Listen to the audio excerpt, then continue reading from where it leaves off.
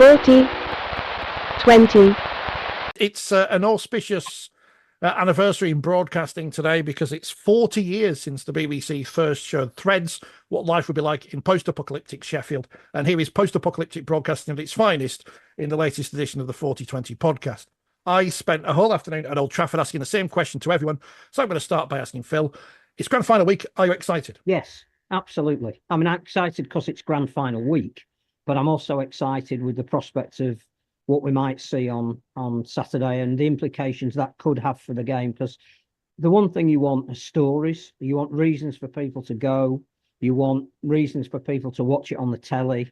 And I think we've got that this year. A lot of that is down to Hull KR, I think, having a genuine chance of becoming the first team for 20 new team for 20 years to put their name on the trophy. But also, I think, you know, we're getting to the point where we absolutely need to take our hat off to the excellence of Wigan.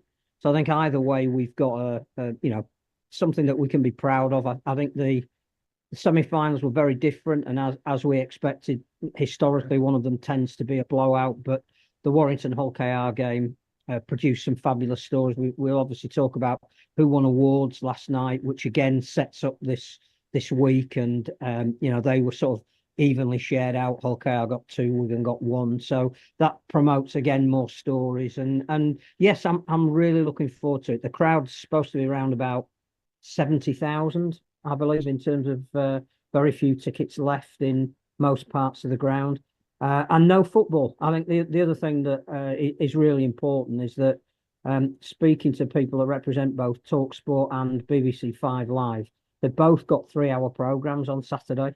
So we know that Sky will do their build-up. We know that the BBC will have highlights on BBC Two on Sunday. But to have both national sporting networks carrying rugby league for 3 or so hours, why wouldn't you be excited? Well, especially when, if you are listening to TalkSport, you may well hear my voice on there, which is my grand return to national broadcasting last week. James, same question. Are you excited?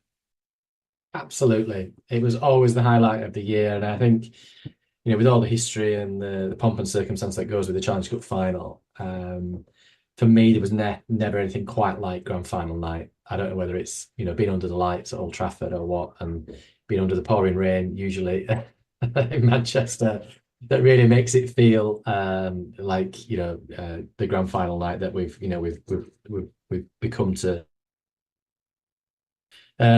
It's always, without fail, it's always the best 2 teams in the comp, because that's the nature of the playoff structure, whether you finish first or second as it is now. And I think it is easier now for first and second under this structure to get there.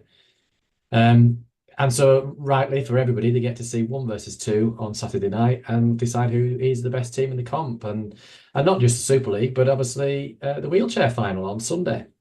And so it'll be, be great to see the winner crowned there. And I think, as you said on the podcast last week, I did listen, and there were various name drops. We had the women's final last week, wheelchair and men's this week, and many different teams represented in each of those finals, which is great for the sport. Do you think it could be a clean sweep for Yorkshire, just to annoy people from Lancashire who think that there's a bias apparently against Lancashire? I don't know how it works. None of which these places actually exist, but there you go. What was the big major talking point from the weekend, Phil? It was the ball put down, wasn't it? That was all we're talking about after everything that happened last week. That was the one thing that we're still talking about. Or have we given up on that now? No, I've given up. I mean, again, lots of people in both the NRL Grand Final and that semi-final between Warrington and Hull KR obsessed themselves with, whether balls were touched down legally or not. Obviously, there's someone on the call who knows a hell of a lot more about this than I do, but I think the protocol was followed. That, as far as I can gather, if a referee doesn't have a clean view of whether the ball is put down or not, it goes up as a try. If it had come back to him, as it has done in previous systems, it would still have been awarded as a try. You can show as many slowed down pictures as you want from your television screen, but that's not the same. There's HD angles and I didn't have a problem with either of them. And I think if you obsess too much with that, you lose the fact that in both of those games, the right team won. And that individual decision didn't determine who won, in my opinion. So, if people are still obsessing about it, go outside, have a walk, get an ice cream or something. I suppose this is where I come in and give you the Correct. the referee's view of it. Well, I just think it's a non-issue. I do. I just think it's a non-issue. The laws are very clear. The laws say if the referee is unsighted, benefit of doubt should go to the attacking team and a try should be awarded. And that's it. Simple. It's covered in the laws of the game. So the question comes down to, I suppose, whether the laws should then be changed. But all the discussion about, the system, it's the system that's wrong. There is no perfect system, by the way. There is no magic answer here. The Laws Committee, as I believe, are looking at the NRL model for next season, whereby in this same situation, if this was to happen again next year, Liam Moore would award the try, and then the video referee would review it automatically. And at that stage, would have to determine whether there's sufficient evidence to overturn the decision of a try being awarded, or otherwise. There'll be no change in the decision here. And even under the old system, where there was no live call at all, and there was just a square in the air and it was up to the video referee, that was hugely controversial in itself. And there's a reason why we moved away from that system. So we're in grand final week. There was a grand final, I can't remember the year. It was the Michael Withers touch. No doubt Phil will remember the exact year, but that was hugely controversial. Did he touch the ball in flight or not? And yet there was no opinion expressed from a referee or a touch judge on field that play a part in that decision. It only comes down to the opinion of the video referee. And for me, personally, I think the majority of decision making should be left with the people on field. And look, the referee made a decision on the whole KR game. Did the ball get down? He has to exercise his judgment. That doesn't mean every time that the ball is unsighted, he's just going to give a try. Because he clearly, if he sees the ball at some stage and it's up, and he believes it's always been up, he'll go up no try, and it'll get checked as no try. But here, the ball does touch the ground, in my opinion. The question is, does it touch the white line or the area beyond the white line in order for it to be a try? And I don't think anybody knows the answer to that, actually. I don't think Joe Burgess knows the answer to that. So for all the hysteria, there's always 80 minutes in a game. Warrington had other opportunities to score and could have created more opportunities to score. Let's not pretend that their entire season came down to that one decision. I think there were two of the... There's an element of disrespect that people continually saying that Liam Moore had sent it up as a guess. I think it's a hell of a lot more scientific than that, and the work between touch judges and referees. Again, I think it's absolutely disrespectful to say he had no idea, so he just guessed try. There is a protocol. I think that the Joe Burgess thing is really interesting. Now, clearly now on television, you are not allowed to make a joke anymore. I don't think he was intended to be taken in any way seriously. He just was talking to an old teammate of his. They were having a joke and a laugh about it. And he said, yeah, of course I scored. And then, as you would if you were amongst mates, you go, yeah, but I didn't really. If you're going to base your opinion on a joke between a couple of mates, then again, have another ice. Yeah, and just on that, you're absolutely right. It was a joke. He's that's in his nature, but he did follow it up, which is not being clipped conveniently. He did follow it up and say he did ground the ball, but he wasn't sure whether it was on the white line or beyond. And you wouldn't know. He wouldn't know as a player because he can't see it. All he's doing is attempting to get ground the ball. So yeah, I just think in many ways it's a non-issue, and as ever in not just in sport, in life, people always choose to blame somebody else. And don't ever look at themselves to see whether Warrington had the opportunity to otherwise win that game. I think, in fairness to Sam Burgess, I think he alluded to the fact that they did have other opportunities, and and rightly so. They had a try ruled out for obstruction, and in games where they're tight, yes, it will come down to decisions like that, either within their own control or outside of their own control. But ultimately, there's 80 minutes in a game for a team to dictate how they perform. And I suppose it's not just that, is it? The other games in the season that will have got away from them, that had they won, they would have then played at home, and then they have the advantage of a week off, and then they have the advantage of playing at home. And again, all that's within their own control. So I think you shouldn't take away from what a fantastic season Warrington actually have had. You know, from where they finished last year and the debacle really of what happened last year to then the questionable appointment, which it was, you know, there's no doubt about at the time. And I think he's proven anybody that questioned that at the time wrong. And I was probably one of those that not doubted his ability, but just doubted that his experience against perhaps other candidates that they considered. But he's undoubtedly proven people wrong, and he's got them.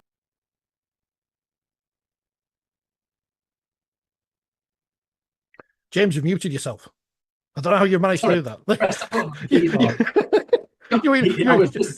I was in full flow. I thought it was my internet. I thought it was the internet, but no, it was you.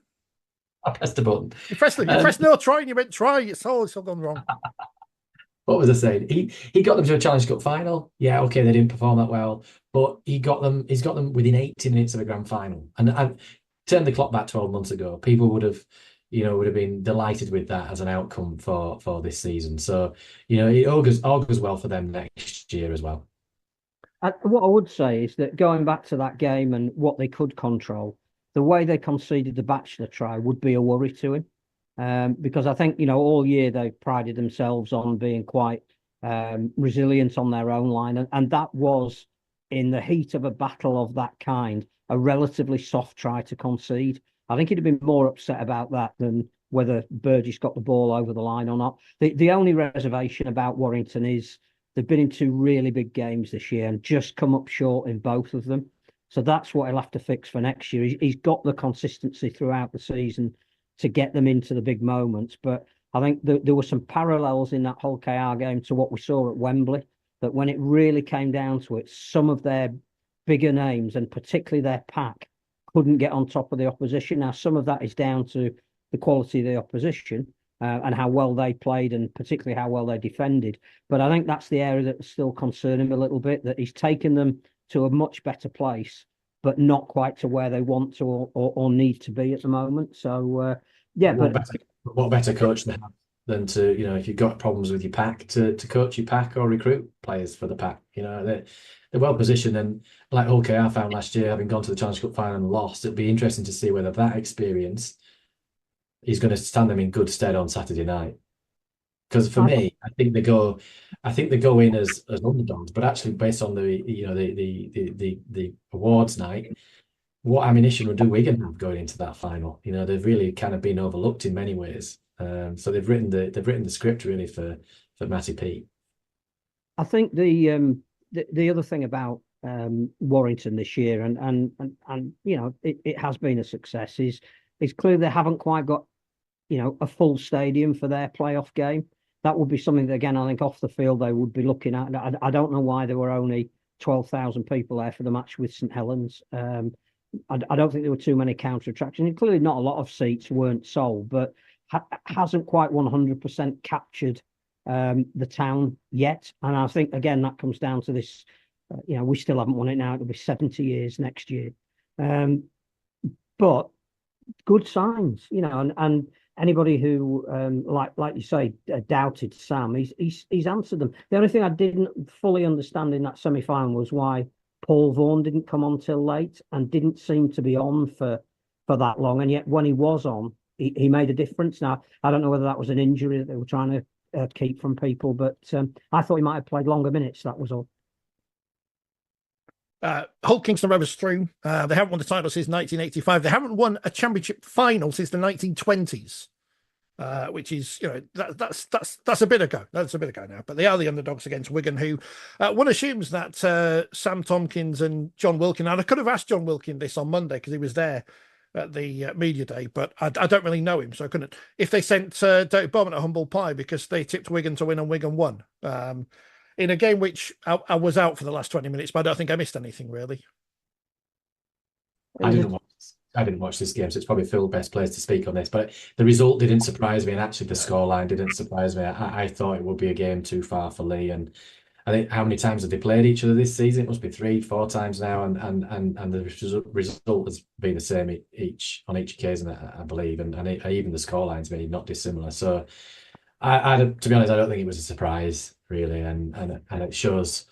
I think which is the danger for Hull KR, how good Wigan are when it comes to the big games.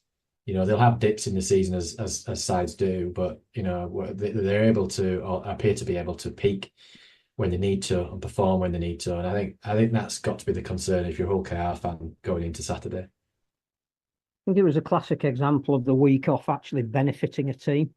Wigan were rested. They had all of their big names apart from Leigh and Farrell on board.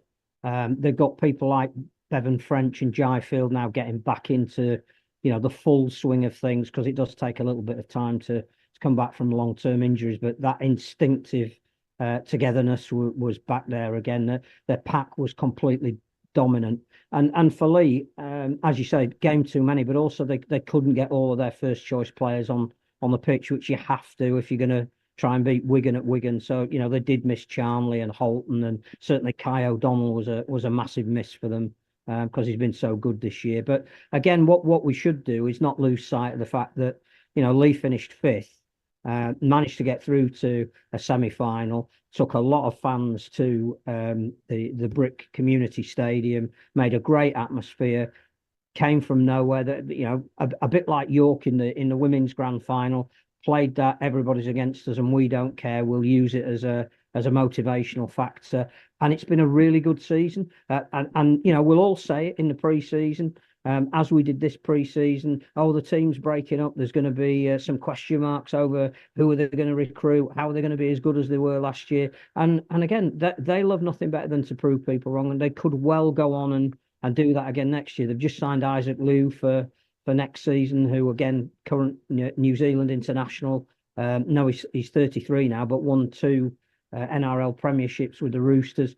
David Armstrong from Newcastle Knights is a real up-and-coming young talent that I think they wanted to hold on to. So, they're going about their recruitment in the right way, but it will be a different Leigh next year. And we'll all say, oh, I'm not sure they're capable of making the 6 again. And they'll do it and prove us wrong.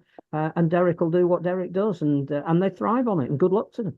No, I'll put them in the 6 just so I don't get any, and not that anyone pays any attention to me, just so I don't get any danger of getting things wrong and upsetting people. And I wasn't the person who upset York this time, so I mean that's a major major achievement on my behalf.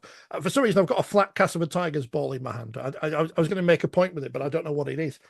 Isn't it funny how, remember Ashley Klein refereed over here and everyone had a go at him? And he goes over to Australia and he's like the greatest referee in the world. It's like anything in the NRL is the best thing ever, and anything here is rubbish. It's amazing. Yeah, I think it's the phrase familiarity breeds contempt, isn't it? When he's foreign as well, James. He's foreign. Yeah, but when he referees your team and decisions go against your team, you suddenly have a slightly different opinion of that referee. But Ashley's not changed in terms of how he referees, and in my opinion, has been the best referee for the last 20 years.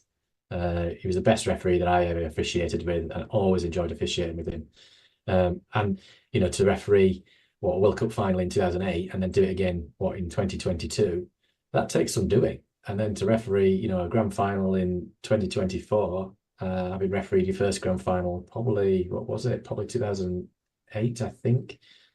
2007 maybe. That takes some doing to sustain that level of performance. And I think I was reading some stats about players, the players that have played in their first grand final and then their sort of last grand final, and what the biggest gap was. And I think so the likes of sort of Jamie Peacock and players like that in the same way are able to sustain playing or beat refereeing at that level is fantastic. I can remember him when he started in the Rugby League Conference and nobody had heard of him. And now he was there when Penrith became the greatest team in the history of Australia at this point in time, until next year when they become even greater, winning a 4th straight grand final. It's like St Helens or something. What's going on? I don't know. But it's quite funny because I asked Matt Pete on Monday about Hull KR being in the finals. Great, because it's spreading the honours around a little bit more if they go on and win. And he said, yeah, it's the one thing they have over us in Australia. And but apart from Penrith winning for the last few years, but they're a dynasty now, Phil. They are a dynasty. It was an astonishing game. A real contrast in the way both teams played. And I think the loss of Nelson Asafa-Solomona for Melbourne proved actually to be more of an obstacle than I think those of us watching from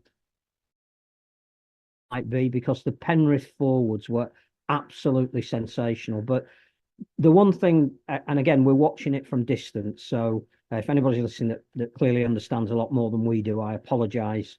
But it looked to me as though Ivan Cleary had come up with an astonishing game plan, which nobody had talked about beforehand. And as it unfolded, you suddenly thought, not only are these players absolutely brilliant, but they're incredibly adaptable. And that is, I've never seen a pair of halfbacks run with the ball as much. So whilst everybody knew that, Cleary can kick and Luai doesn't mind taking on the line every now and again, they were both up and around 200 metres each running and taking, the ball into the heart of Melbourne, which restricted Melbourne, not only their energy on defence, but meant that territorially, Penrith absolutely dominated from start to finish. And whilst the Melbourne defensive performance up until the last 20 minutes was incredibly admirable, the fact that they were still in the game, but they'd only had virtually one chance in each half, but that they were in with a real possibility of winning it, is a testament to, again, the way Craig Bellamy prepares his sides. But there is something about this Penrith team. When you look at some of the players that have drifted on, like, Crichton is still one of the best centres, if not the best centre in Australia. He moves on to Canterbury, and it's just, Alamotti comes in, and it's though nothing ever happens. Lindsay Smith on the bench, again, don't think we see probably enough of him to know how good he is. All of a sudden, he's in the Kangaroo squad for the Asian Pacific Championships. Came off the bench, was absolutely immense. And the work rate of people like Leigh and Martin, who we've seen over the last 2 or 3 years, and Isaiah Yeo, who probably did cement himself as being, the best forward in Australia at the moment. It was a joy to watch once we got the proper feed from Australia, because it was nice sat in the stand with a camera behind the post, but we missed all the pre-match entertainment, didn't we? For somebody we'd never heard of. That's Australian. Oh, no, the Kid Leroy. Yeah, I've heard of him. Play him on the radio. I mean, I couldn't name any of his songs, but I've heard of him. He's Australian. I know how to pronounce his name now. That's the one good thing. And the Roosters won the NRLW Grand Final. Although some disappointing news coming out of the NRLW today, Phil, is Fran Goldthorpe's gone to the dark side. Well, she's returned to the dark side. She's gone to sign for Loughborough, so that's not very good, is it? Well, that's because our season's finished, I think. Oh, that's okay. But, did you watch all of the NRLW game? Because it kicked off at 5. I saw most of it. Again, the archetypal game of two halves. Roosters, was it 24 ahead at half time and very nearly lost it at the death. 40,000 people in the stadium, because as we talked about last week, we really do need to have the women and men's together at Old Trafford. An astonishing finish that, again, meant that everybody who got there to watch that game was justified in doing so, and it made their day, an extra level of excitement. And you do worry at the pace at which they're moving ahead. They've got 2 new teams coming in next year in Canterbury and New Zealand, and again, nothing but, and I'm sure we'll talk about it, nothing but admiration for what York did in the women's grand final here. But that was almost a conservative way of winning that game, whereas the Australian game is just like skill and speed and power personified, and some astonishing tries and a wonderful game. Don't upset York. Don't upset York. I think they're our friends now. They sent us chocolate and everything. The chocolate was nice, by the way, James. Is there any left, Phil? There's still a whole bar left. Wow, I'm impressed that there's some left. I can't guarantee when I'll get there next. Sorry, but and is it what flavour is it that you've saved? Is it milk chocolate? Phil's on mute, but I'm going to tell you it's salted caramel. Oh, perfect! Wow, definitely want to visit. Can't guarantee it'll be here. I'm just trying to work out the time before this cuts us off and we start again. Is there anything about I think we've covered everything about the men's semi-finals, haven't we? Because again, it was a great performance by Hull KR. Warrington went close. Leigh, credit to the season. Wigan, 3 clean sheets in a row in rugby league is ridiculous when you're playing the level of opposition they are. We're not talking about teams playing West Wales Raiders or whatever, are we? We're talking about the best teams in this hemisphere. For Wigan to do that 3 weeks in a row, and last year, as we know, they didn't concede a try in the grand final. Could they hold Hull KR scoreless on Saturday? I wouldn't back it, but geez, you also would say if any team can, it's this Wigan team because they just have something special about them. I do hope it's a more entertaining final though than last year. It was rather dour. There is quality and entertainment by the way in defence, but I hope it's a dry evening. I'm not looked at the forecast. I hope it's a dry evening, and we do get some good. I know both teams can do that, but the other thing I was going to mention really was the crowds. Sometimes in the past we've had dips in crowds in playoffs, and so to see full house at Hull KR and sort of almost a record crowd at Wigan for a playoff for what, I don't know, 20 years or something crazy. Yeah, okay, they were playing Leigh, the local rivals, but a fantastic effort by both the home clubs for and their fans for getting behind them, and the away fans for going along as well. They play their part, and it looked great on TV. The atmosphere sounded fantastic, and I wasn't able to get to either of the games, but I'm sure being there in person, it was good, and it's good to see that that's kicked on for the final, as you've already said. It looks like it's going to be a really, really good crowd. Yeah, they've opened the top tier for the first time in a dog's age, haven't they? At Old Trafford in the Sir Alex Ferguson stand. That's that one where I don't know what the view's like right at the back of it, but I was told on Monday they were checking the tiles to make sure none were leaking, but whether that's true or not, I'm not 100. That could just have been. I think it was Gary Carter who told me that. It could have been winding me up. I don't know. I'm easily wound up. So as listeners to this podcast will know, but we will find out. Fingers crossed for dry weather. Hull KR practicing today. I read this earlier. With shorter goalposts because they are at Old Trafford, and the pitch marked out at Craven Park in the same dimensions as Old Trafford. Because I did ask a couple of times, Ryan Hall, he knows how short those in-goal areas are. Wigan know how short they are, but that's something the players are going to have to adapt to on Saturday. Do we know who the pre-match entertainment is? Is that what it's the Lathams, isn't it? Or the Lathams? I don't know how you pronounce it. But that could fill the stadium when people realize obviously another local band, Make Good. That I don't think either team, from sort of speaking to a few of them last night at the awards ceremony, are leaving any stone unturned.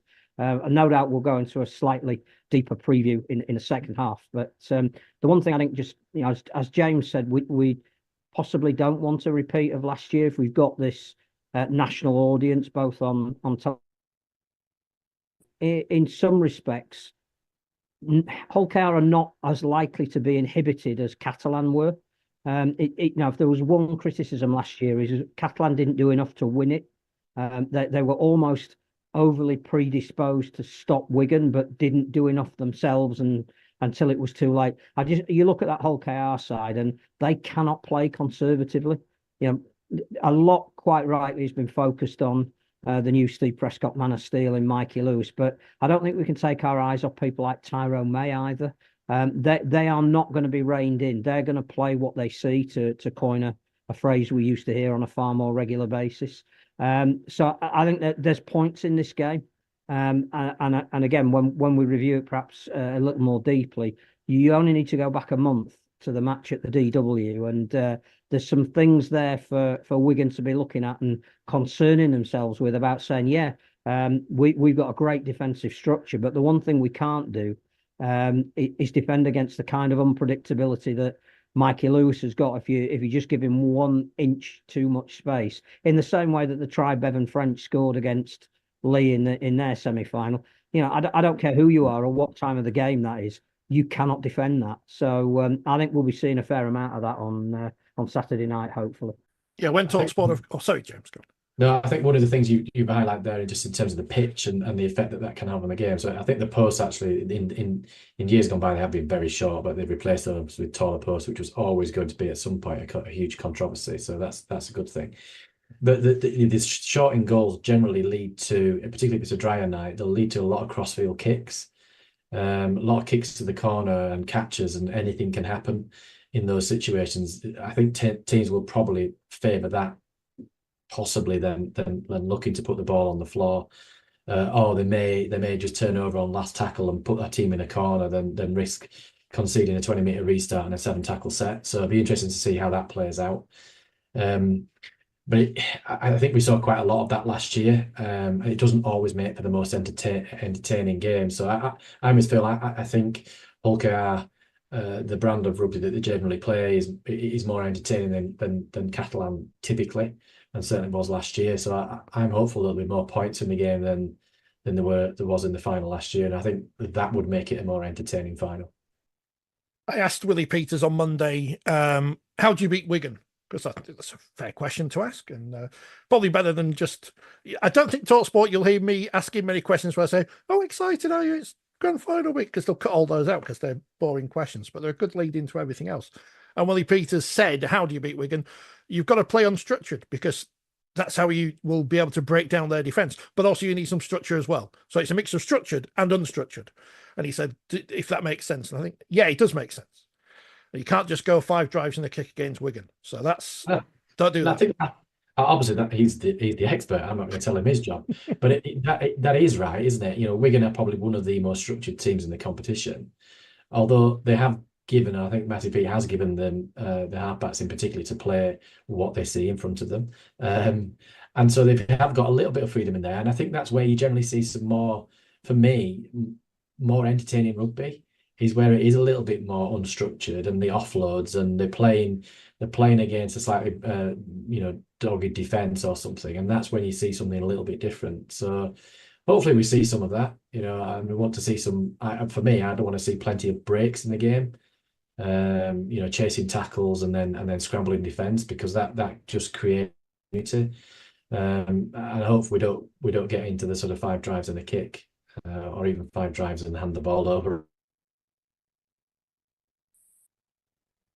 We will see. We'll take a short break because the Zoom's going to run out, and we'll be back with the second half of the program because Phil went to the awards last night, and James, I'm assuming you didn't.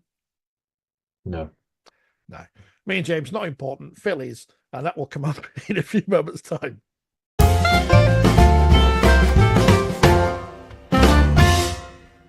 It's very important that the AI-generated noise is recording in process, just so we know we're not to do all the libelous stuff. Phil, there's a book in front of you. What is it?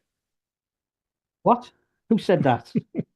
Yes, George Griffin's second book. George Griffin, prop forward of Castleford, writes rhyming children's books. Last Christmas, we had the first one. Now we have the second one. Harvey Hippo, who found his talent last year, has joined the band this year. What's he going to do next year? That's the question, isn't it? Because that's well, he's already thinking about that. Well, you've got to plan these things now. I've read the last book to Harris and he enjoyed it, so I'd recommend it. Available in all good bookshops, but particularly Philip Howard Books in Leeds, huh? Never. Harvey Hippo becomes an estate agent. Is that the third the third book in the trilogy? I wouldn't recommend it. It's non-stop work. Why do you think I'm in broadcasting? But we'll talk about the awards first before the women's grand final. Do it the wrong way around. Phil, you were at the awards. Dessert was nice, apparently. You said that before I cut you off. But good night, everyone happy, that kind of thing. Apart from the fact that we all knew who won Man of Steel before you did. But we could have predicted that anyway. Yeah, I think the great thing now is clearly it used to be 2 sets of awards. The Super League had their own and the Championship had theirs. Bringing them together, about 600 people in the room, 5 different tiers of awards, plus some outstanding achievement awards, which is obviously where you get, Foundation of the Year, that kind of thing. Really poignant at times, with tribute to Bill Arthur and his family being on the stage. I think Barry McDermott spoke absolutely beautifully, had the room in the palm of his hand. I don't think there was too much dissent about who won awards. There's always going to be a talking point in some of them, but I think the genuine feeling was that the player of the year in the respective categories and tiers was right. Coach of the year probably was right. I think there was a little bit of a surprise that Sean Long perhaps didn't get it in League One. It went to Mark Dunning, but then obviously Midlands Hurricanes made the playoffs for the first time in their history. So I don't think there was any problem with that. A couple of vociferous tables. Wakefield were quite loud. They won all the championship awards. And Hull KR clearly had a vociferous following, with Willie Peters and Mikey Lewis winning. Georgia Hetherington spoke beautifully. when she picked up the Woman of Steel. And it set up the wheelchair grand final as well, because there actually was a little bit of rivalry in the run between Halifax and Leeds, and Wayne Boardman, who won the Halifax Coach of the Year, saying what he was going to do on Sunday. So no, it was good, and clearly the danger is with so many awards and a band and a 3-course meal and 2 presenters that it might go on for a couple of days, but it was just about right. Although it was heavily raining when we came out, and everybody in their beautiful monkey suits and frocks got wet. Everyone looked at least presentable this year as opposed to last year, when some players didn't quite dress up to the nines. But I think it's really good, I think, once a year that the game gets to show off its best face, if you like, and that it shows to other sports and the rest of the world that we can be as credible as anybody. We might be northern and working class, but we can put a tie on without needing help to do it. And everybody looked, part of it. It's a great venue, the Armouries. A couple of people in costume came out and did some jousting, and we thought that perhaps it might have been Brian Carney and John Wilkin to start with, in which case we were all baying for it to be to the death. But it wasn't them. But it's all part of the entertainment. Got to be nice to everyone these days. Got to be nice to everyone. So when you say everyone was publicly, I'm sure privately some people were very upset with some of the awards given, but people would have to read between the lines to work those out. But I don't even think you need to read between the lines. But the women's grand final was on Sunday, and York Valkyrie, the Valks, as they know, you can't write them off, apparently. I don't know if you noticed this. I don't know if they showed it on the telly between cutaways of Tara Jane Stanley, that the never write off the Saints flag was not there. So as soon as that disappeared, it all went wrong for St Helens, and York win back-to-back grand finals, first team in this era to do so. I'll try to remember everything I said on the radio on Sunday, because I'm pretty much repeating myself now. After not winning anything in terms of finals, Lindsay Anfield, she's now won back-to-back grand finals, and attention will no doubt turn to Wembley next year, but who knows, they could make it 3 in a row next year. And as you say, it would be nice if it was at Old Trafford, and it would be nice if, as Sid pointed out on Twitter before the game, the RFL had lots of things you could do there, including hair braiding. Would that be available at the men's grand final on Saturday, or are we stereotyping the game, which is an amusing thing? If they wanted to do the equivalent, I guess they could give boys very terrible temporary tattoos to match their heroes on the field on Saturday. But York are the winners, Phil. They are the champions again. Yeah, and a really interesting game plan as well. And that was something that Lindsay Anfield said afterwards, that they knew their limitations, that they didn't want it to be an open game. They thought that their pack would have been stronger.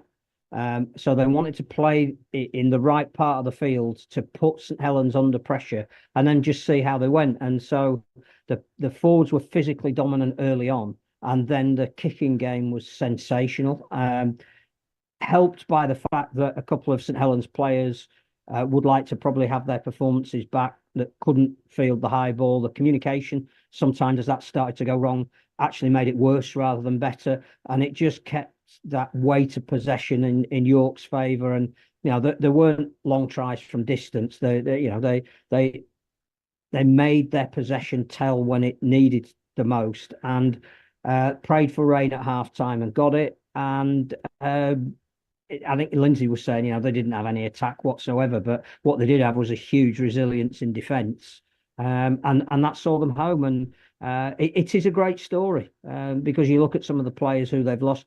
More importantly, you look at some of the players who they've brought in. I'd not really seen or heard a lot of Izzy Brennan before that final, but I thought she was fantastic for a teenager. I thought Megan Pakoulis probably didn't get the credit she deserved. I thought she absolutely led that forward onslaught. I didn't see her miss too many tackles or not be willing to take the ball up. And again, we don't make enough of the fact that we've got a Canadian international playing in the women's grand final. I just thought they were really, really well disciplined, and Georgia Hetherington was the spark that made sure that when they did have an opportunity, they were going to take it. Kelsey Gentle's story is fantastic. And she's such a live wire character that, again, great for the sport. But came over really, really well. York played the nobody gives us a chance card, and possibly even overplayed it, but it worked for them. And they were critical of some things that had been written in the week before by certain people that gave them absolutely no credit or chance, and wanted to prove them wrong. And there's nothing more powerful than wanting to prove somebody wrong. And not me this time, which was good. Saints will be massively disappointed, unable to send their retiring players off into the green sunlit uplands with a medal, but just a great performance. Reminiscent of which year was the Saints Bradford final at Wembley, where they just put up bomb after bomb after bomb? Was that 95, 96? 96. 96. Yeah. Just if you've got a plan that works, keep doing it. I think the other big story to come out of it was obviously Tara Jones, because you talk about people that haven't been sent off perhaps in the manner that they want, and there was a little hint from Faye Gaskin that she might be coming back if she can. Her priority, and we wish her nothing but the best, is her IVF treatment. But if it works, then she's not ruling out the possibility of coming back. But great story about Tara Jones and going into the full-time referees and being the first female to do so. I think we probably haven't made enough of that as a sport yet. We've time to do it. I think she's refereeing Greece and Ireland on Saturday in the World Cup qualifier. So her reward is to have a weekend in Athens. But again, great credit to the sport and to her that she's going to be the first female full-time referee. Yeah, what an achievement. And it'll be a shake-up for the squad, won't it, to have a female official in there? And it'll be really interesting to see how she progresses, because I think it was only a few weeks ago, Richard, you were asking me at what stage does Tara, switch the focus to refereeing, and I think she's probably seen that she's achieved an awful lot as a player, represented England many times and winning lots of major trophies with St Helens. So she's kind of done what she can do in terms of a playing career. So she's got a huge opportunity now as going in as a full-time match official to referee not just the women's game, but also to referee the men's game and referee at the highest possible level. Who knows? She's certainly going to get access now to have more time to work on her performance, more access to more detailed coaching and that sort of thing. So it can only help her in that as she strives to achieve what have ever been achieved before by another female. So I wish her absolutely the best of luck with it all. I don't know if we were supposed to know pre-match or not, but Sky revealed it, didn't they? And then which was good of them to do so. So but again, full coverage on a Sunday afternoon. I think I turned up at the end on the telly taking a picture. So well done if you spotted me on the telly. I was actually there. But all good for York. And the crowd looked healthy as well, didn't it? I think obviously everybody in that stand opposite the opposite where the camera was, but that's sensible. But it looked a healthy crowd. I don't know what the figure was, but I thought it looked decent. 4,800 or something. Yeah, record crowd for a women's grand final. It is the smart thing to have it at one of the teams at the moment, as we said last week, and you said earlier, Phil. Next year, Old Trafford. Now we've got this new deal. It wasn't mentioned in the deal, was it? That's the kind of thing that you could have said. Well, from 2025, well, both games will be at Old Trafford, but it wasn't in there, so I don't know. But it would make sense unless they want to still hold it as a standalone game. But I don't know. You'd get more eyes on it in terms of the media at Old Trafford if it was as part of a doubleheader. Although you can't force the media to be there from 1 o'clock in the afternoon or whatever. They may still just turn up for the main event, so to speak. But I didn't get any food on at the World Cup. Obviously, the women's final was the curtain raiser to the men. So it's not as though the stadium are absolutely against having two games on the same day. So that was later in the year when arguably the weather's slightly wetter and slightly worse. But I think you said on the podcast last week, women's game and the men's game, they don't really cut up the pitch. They can let the grass grow a little bit longer for rugby than it would be in football. So It would be great to see the women's final there as well. I think the only downside is that you end up with a very sparse crowd in what is a huge stadium. But if the women's game is developing as it is, then it's a next natural step, isn't it? It's not going to go backwards. That's the thing. It's not going to go backwards. We'll see next year. The Wigan will improve. Leeds are in transition, it seems now. Saints probably the same. York. It's if I describe it as like a cult, that bit will get clipped by people from York as if it's a negative thing. But you do definitely get that feeling that everyone buys in terms of the players, to what Lindsay Anfield wants from them and expects from them, and they go out there and deliver it. So it's a positive cult. It's not a negative one. It's not one of those, they burn a house down in America. It's a positive feeling. And the point remains, for Castleford, hold up the ball again, and for any other club, they all had the opportunity to pick up Lindsay Anfield a few years ago. York did, gave her the resource, and look what happened. It's as simple as that. You also saw the promotion game, and I think Leigh coming in are going to be strong. There's a very, very strong history of women's rugby league in the town of Leigh.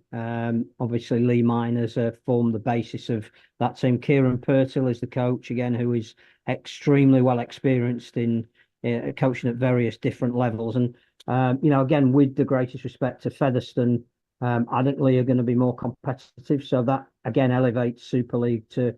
It's going to be more of a challenge for all the teams next year, which is great. That's the idea. Before we get on to Saturday, which we have been talking about in general, Sunday, Leeds and Halifax Wheelchair Super League Grand Final at the Alam Sports Centre in Hull. We're trying to work out how they're going to configure the seats yet. We couldn't work that out, but Jodie Boyd-Ward said it's going to be spicy, Bill. And I asked her what level of spice, and I can't remember what she answered. But she did say that was the best question she'd ever been asked. So well done to me. I finally put to use everything I know. But it's going to be good, Phil. And for people who've never seen it before, they've got to watch and all that kind of stuff we always say. Well, if it's in Hull, presumably it's chip spice. Chip spice versus mint balls. I can't wait for this, and we should say again, there's two games. So if you are going along or you're thinking of going along, it's a double header that Sheffield are playing Gravesend in the championship final beforehand. But yeah, there's a long history of West Yorkshire rivalry. There's a little bit of animosity between the teams as well. I think it's safe to say, without breaching any confidences here, that the philosophy of the two coaches is somewhat different. Don't particularly see eye to eye on a number of things, not least about how the game should be played. I think Halifax will try and be incredibly physical and knock Leeds off their stride. I think Leeds have got a bit more resilience about them this year than they've had in some of the previous finals that they've been in, where we'll throw the ball about a bit and we'll win. And actually, they've ground out a lot of their results this year. I suspect that there won't be a lot in it, as there hasn't been in either of the two league matches between them this year. I think it may go quite late into the game to decide who wins it. I think the excitement of watching people like Rob Hawkins take on Josh Butler, which is the equivalent of sort of, Bevan French against Mikey Lewis in the wheelchair game. It all augurs to be a fantastic event. So yeah, if you can't get there, it is on Sky. The kickoff's 5:30 for the main game. Do not miss it. There's a lot of personal battles. There's a lot of pride at stake. Leeds are in their 5th consecutive grand final. Have only won one, and on a couple of those occasions, it's Halifax that have beaten them. So I wouldn't miss this for the world. I think it's going to be fantastic. I should have got Mr. Simpson and Mr. Boardman to sit down a la Clough and Revy, shouldn't I? And discuss their differences on Monday. But I didn't think of that, so that's a shame. But apparently the commentator on Sky is really good as well. So that's well worth watching on Sunday. Congratulations to Hunslet, who still have the hopes and dreams of becoming the team that might finish bottom of the championship next year when they play Swinton at 7:30 on Sunday. So if you aren't going to Hull, you can watch that and then watch Swinton Hunslet. What's that? What derby's that? The who's from Hunslet who's famous? Because obviously we've got Mr. Kellner. The Alan Kilshaw derby, isn't it? The Alan Kilshaw derby, yeah, of course. What happened to the is that an investigation still ongoing? It's been delayed till November. I don't know who's investigating it, who no longer is available to investigate it, but it's been slightly delayed. But what happened to Keighley and all the hopes and dreams that that they had? Another season now where they're going to be in League One next year.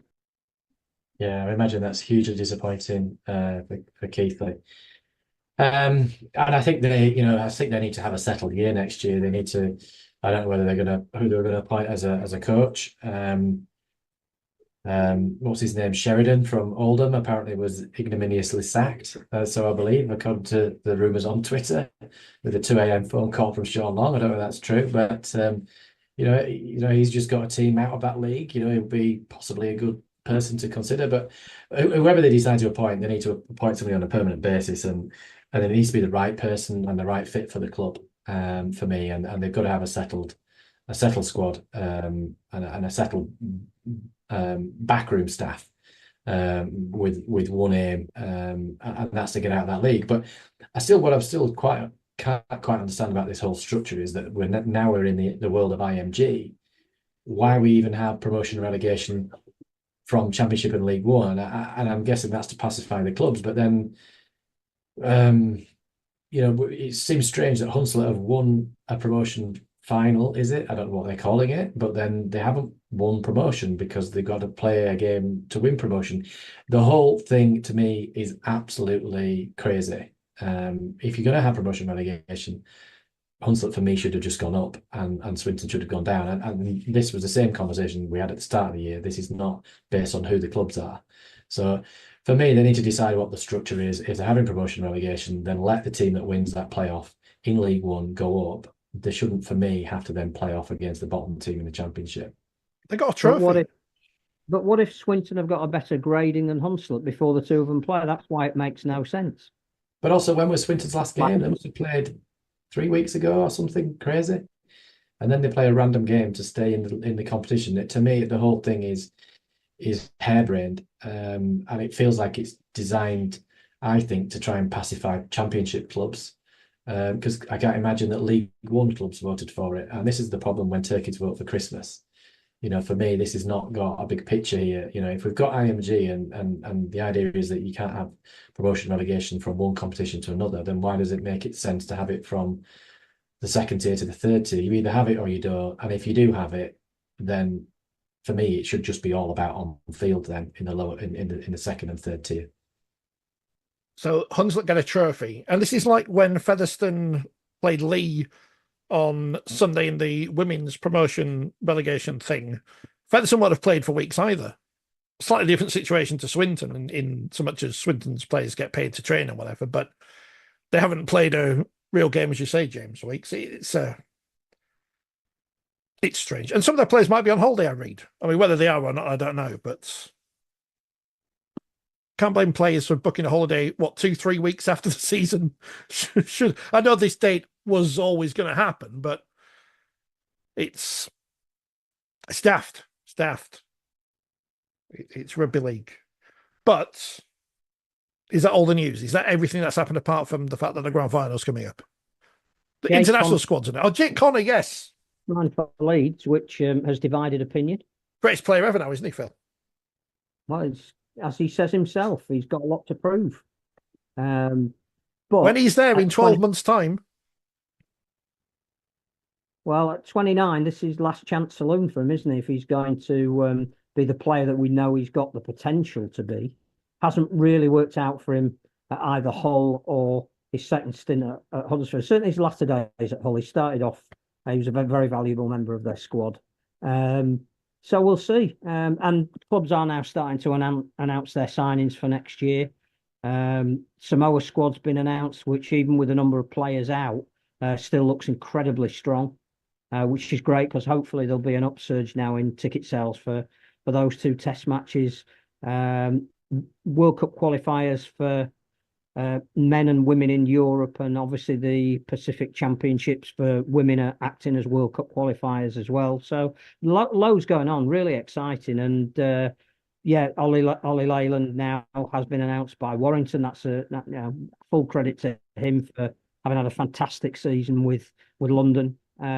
He gets his chance at Warrington. So no, I'm sure we'll reflect on signings when we've got the grand finals over with. But it's yeah, funnily enough, clubs are putting season tickets on sale and they're signing players.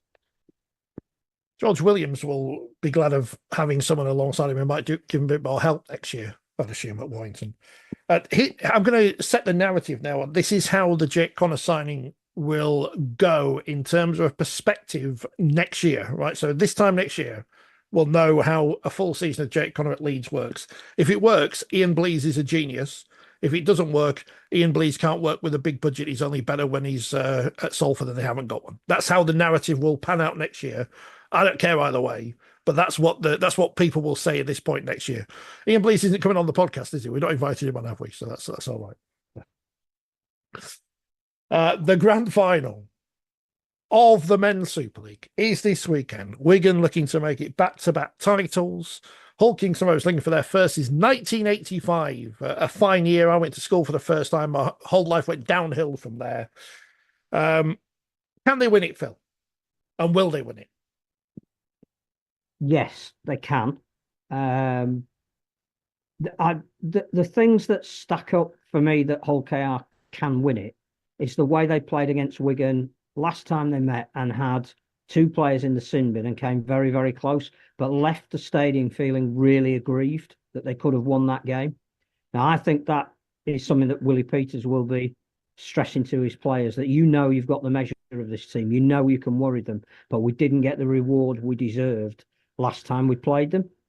So yes, that's their USP, if you like, and why I think they can win. Will they win is another question and a harder one to answer, because the one thing that Wigan have got is experience of playing this game. And because we've seen Matty Pete's sides in all of the finals play the occasion superbly because they know exactly what they're coming up with, then I suspect that could be why the bookies have made them favourites, that nothing has fazed them this week. If anything, Pete's been playing it down. He's been saying, yeah, I'm not sure we're favourites, and yeah, I admire Hull KR, and yeah, I think there's a case for saying that people are underestimating them and they shouldn't. I think he's trying to take all the pressure off his players, but they know what they've got to do. When they step off that coach at Old Trafford, they know where the dressing rooms are. They know how the warm-up works. They know what the pressure is when you walk out to Jerusalem. And, it's not like at Wembley where you've got dignitaries. The game kicks off. You've got to be in the moment the minute you come out of the tunnel. They know all about that. They're not going to be affected by any of that. Their big game players are back on the field. The Sam Walters case in the semi-final showed you that if you need to put somebody in there, it's not going to change the way they play. You don't get into that Wigan squad or on the fringes of it if you're not going to play that way. And we can talk about the awards and who won them, but they were relatively even. I think, Peters probably did deserve Coach of the Year.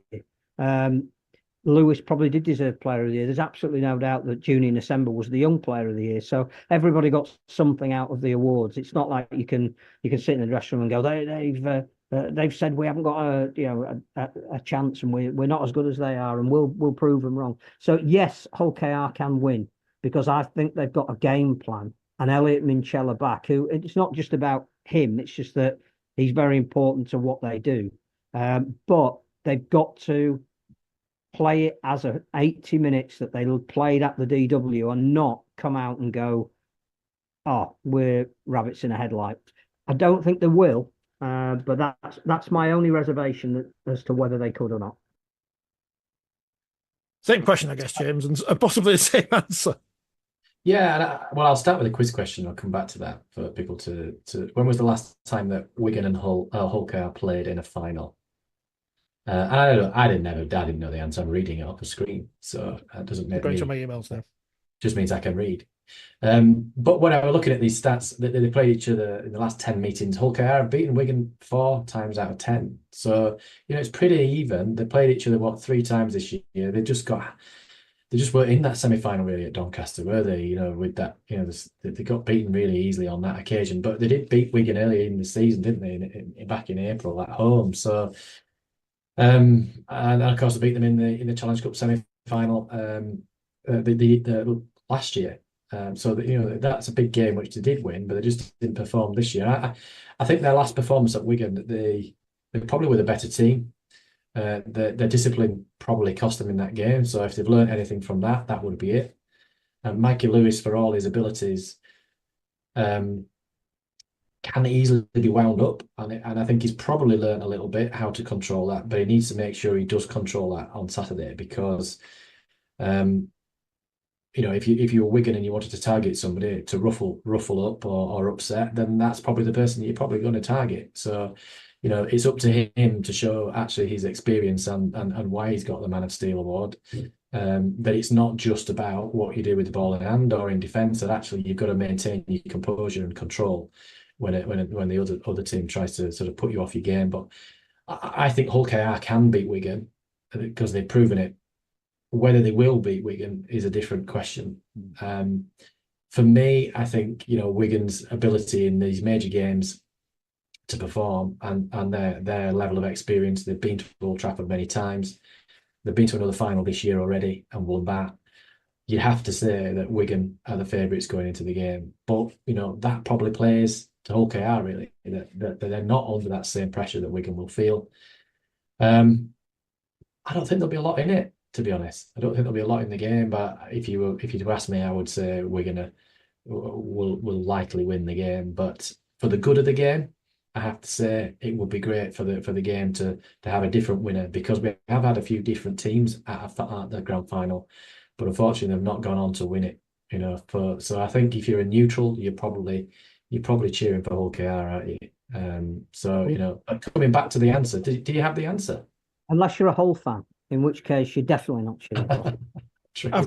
I've got it in front of me only because I've cheated. But Phil, do you know?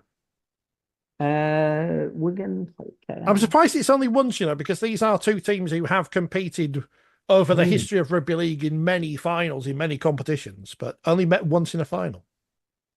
80s Challenge Cup? 80s. John Player Special Trophy final. I'm sure that's etched in your memory, Phil. Was it Headingley? It was at Elland Road, so it was close enough, same city. 1985-86 season, Hull KR 8, Wigan 11. The only other thing I think in games like this is that sometimes you need to give teams a reason. And one of the things that Wigan will be stressing is that obviously they've never retained a grand final. So there's always something that, even though they've been dominant over the last 2 years, we want to etch our name in the Wigan history. So we can be the first team that have ever retained a grand final.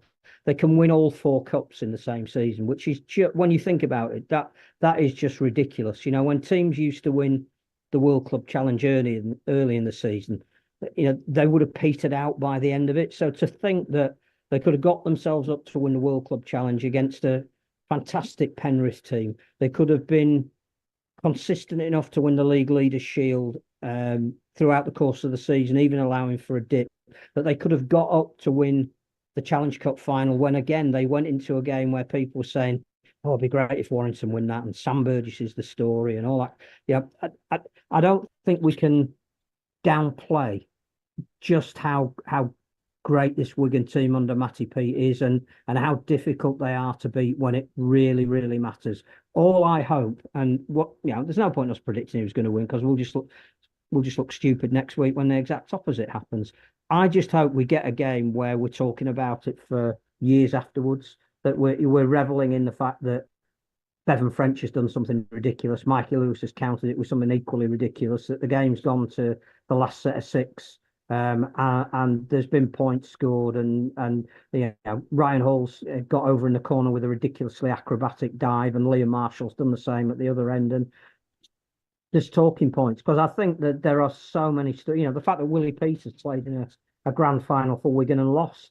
That we just want these. Adam Kieran is going back to the grand final, having lost with Catalan against Tyrone May, who was his teammate last year. It's just brilliant stories all the way through, and I think we're going to love it. I did ask Willie Peters about that grand final. He's got no very good memories of it. But the grand final in those days was a very different beast than it is today. And I know people were comparing the pre-match stuff in Australia. It's a different world. You can't do that. It'd be like comparing the grand final to the Super Bowl. It's different. But There will be one change this year. There will be a new winner or a new name on the. No, there'll be a new name on the trophy, which is Rob Burrows' name, which is the Rob Burrow trophy given to the man of the match. But who's that going to be? Who could it be in this 2024 grand final? Could be any one of the players involved. Could be Ryan Hall. He's won 7. He's never lost a grand final. I think that's the exciting thing, that there are potential match winners in so many different positions. If I'm going to pick one player to look out for on the Hull KR side that isn't the obvious ones, who will be up at the top of the betting, I'd pick Matt Parcell, because this is going to be his last game, and I think he can just be so dynamic out of dummy half, and his distribution as well is as good as anybody's in the game. So when he sees an option left or right, he can hit that pass. So I think he may well be someone that we look at. I don't know.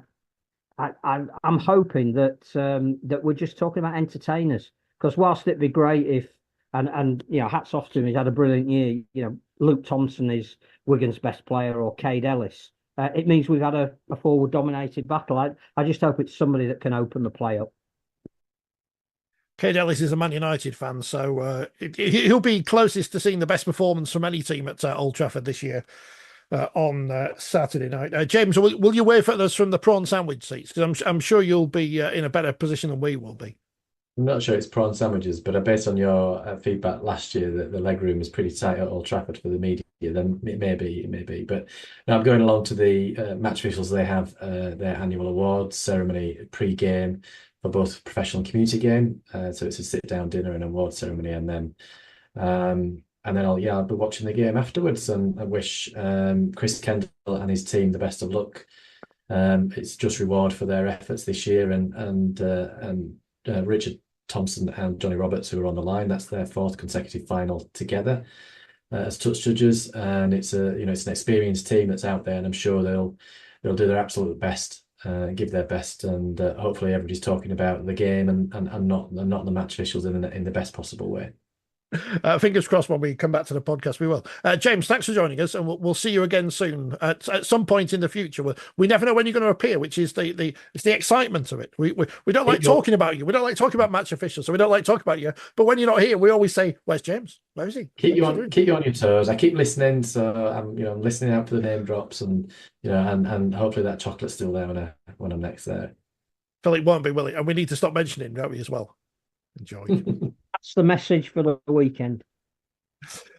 Phil, I shall see you there. James, we'll wave at you from the paupers seats, which we are very lucky to have. And enjoy the grand final weekend, people. Whether you're at Old Trafford or Hull, or watching them both, or listening to them both at home, listen to TalkSport. Then we will see you again. Anon. Have adios. Ta-ra. Goodbye. Farewell. Auf Wiedersehen. I'm going to shut up now.